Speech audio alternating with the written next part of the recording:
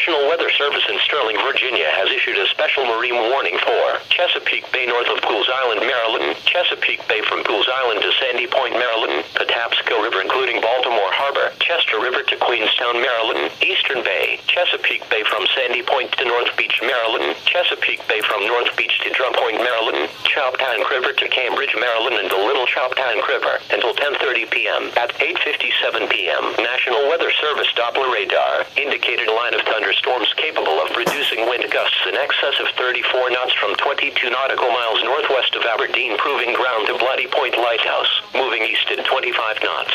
This line of thunderstorms will be near Love Point, Pools Island, Miles River, Phoenix Shoal, Miles River, Kent Narrows Bridge, Bush River, Lurton Point, Still Pond, Aberdeen Proving Ground. Wind gusts of at least 34 knots. Locally, high waves and dangerous lightning can't be expected. Boaters should seek safe harbor immediately until this storm passes. Report severe weather to the Coast Guard or nearest law enforcement agency. They will relay your report to the National Weather Service.